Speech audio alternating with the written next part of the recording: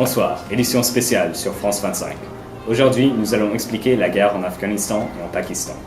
Je vais maintenant introduire une brève chronologie, puis les acteurs principaux de cette guerre. Premièrement, en 1979, l'Union soviétique essaye d'instaurer un gouvernement communiste. Les insurgents islamistes, supportés par les États-Unis, essayent d'empêcher ce nouveau régime. Il s'agit de la création du Taliban, un mouvement de résistance issu d'écoles islamistes très strictes. Ces derniers imposent de l'ordre face aux seigneurs de guerre afghans. En 1992, le gouvernement communiste s'écroule et il y a une guerre civile pour le pouvoir. C'est pendant cette période que le Taliban, sous la direction de Mohamed Omar, gagne de plus en plus d'influence politique et religieuse en instaurant l'ordre par la violence. Avec l'arrivée d'Osama Bin Laden et son groupe Al-Qaïda en 1996, des reportages de multiples violations des droits de l'homme sont publiés. Une charia, loi islamique, très stricte et enforcée. Burqa obligatoire, les filles ne vont plus à l'école, pas de musique. En 4 ans, le Taliban contrôle de 2/3 du pays d'Afghanistan à 90% avec l'aide d'Al-Qaïda. Le détournement et collision des avions américains le 9 septembre 2001 marque le début de la participation des États-Unis dans la guerre. Président Bush demande du Taliban la justice pour les commandants d'Al-Qaïda. Il forme un plan de guerre secrètement avec les alliés anti-talibans en 3 phases. Renverser le régime taliban, vaincre le Taliban militairement et reconstruire l'État afghan, et finalement une stratégie de contre-insurrection.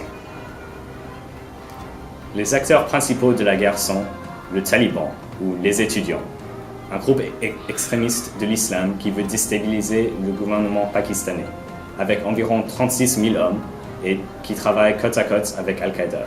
Ils sont focalisés en Afghanistan et en Pakistan. Le Taliban pakistanais se considère comme séparé du grand mouvement taliban et ils sont concentrés seulement en Pakistan. Ils sont eux aussi très militaires. Finalement, l'Al-Qaïda, un groupe militant extrémiste de l'islam avec des forces mondiales d'environ 10 000 hommes. Maintenant, Isaac va nous parler de la nature des affrontements. Merci Marc. Donc concernant la nature des affrontements, je vais commencer avec une définition du terrorisme. Donc brièvement, le terrorisme est l'emploi de tactiques de la terreur pour des fins politiques. Dans notre cas, en Afghanistan et au Pakistan, on retrouve un cas extrême de ce qu'on appelle le djihad. Au lieu de lutter contre les mauvaises actions et pulsations de l'homme, on va avoir un djihad armé, aussi connu comme étant la guerre sainte.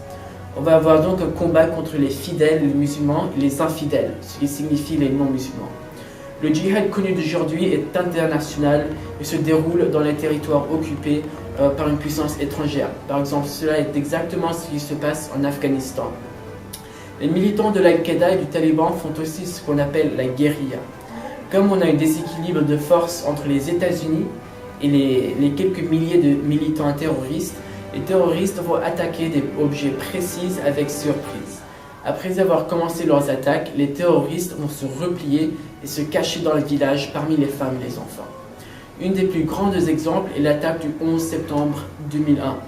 2 avions pris par des insurgents de l'Al-Qaïda ont fait écrouler les 2 immeubles du World Trade Center à New York.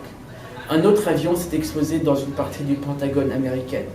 Bin Laden, un fanatique religieuse et expatriée saoudienne très riche, a créé un réseau mondial de partisans dont les activités au cours des années 1990 incluent des attentats très idéeux. Forcé de se réfugier avec les talibans en Afghanistan, Ben Laden a planifié les attentats à suicide mentionnés à Ariane du 11 septembre 2001.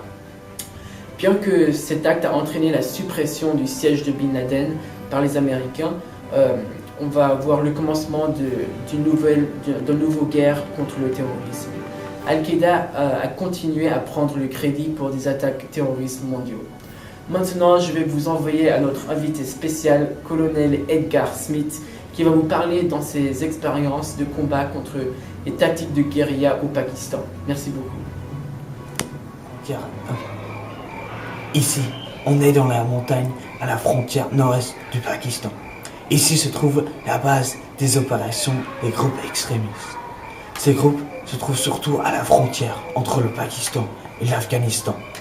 Les attaques qu'ils mènent se trouvent surtout sur les routes de ravitaillement ou les grandes villes comme Islamabad.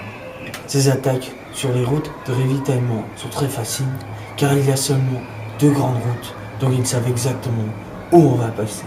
et donc ils peuvent facilement se placer et préparer des bombes. Les attaques sur les grandes villes permettent de créer de la terreur dans la population. Premièrement, il y a beaucoup de gens qui y habitent, mais en plus, les attentats dans les grandes villes sont très médiatisés et donc permettent de diffuser très facilement la peur.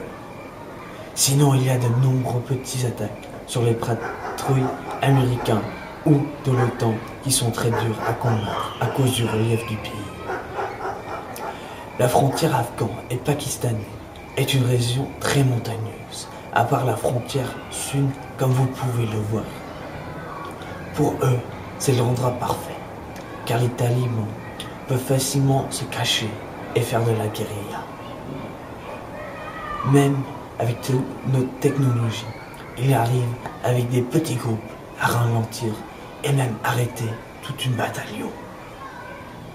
On est obligé de leur tirer dessus avec des obus et des attaques aériennes, même s'ils ont seulement des bombes faites maison et des kalachnikovs. Ce qui leur aide énormément aussi, c'est le support de la population locale. Les villageois préviennent les talibans sur notre positionnement. Ils disent où on va, combien on est, tout. De plus, les villageois aident financièrement les talibans. Surtout au sud de l'Afghanistan, il y a une énorme production d'opium qui aide à financer les projets des talibans. Et à cause d'un gouvernement corrompu et un effort américain pour diminuer la production d'opium qui a échoué, la production d'opium est en train d'augmenter. Pour terminer notre programme, je vais vous parler des drones de combat, une arme assez utilisée dans ces temps-ci. Donc, le premier prototype de drone a été mis au point en 2007, je crois, par Dassault Aviation en France. Ce programme était à la base décrit par Dassault comme un programme pour tirer le meilleur bénéfice des technologies que le monde d'aujourd'hui avait à portée de main. L'US Air Force ensuite, il a repris le sujet et a remasterisé le projet pour avoir une petite longueur d'avance sur le projet français. Et, je crois bien qu'il est aujourd'hui le premier à avoir utilisé ces drones de combat. Principalement les drones Predator. Ces drones en fait sont considérés comme une nombre de morts, capables de larguer tout type de bombes et considérés comme insolents de précision.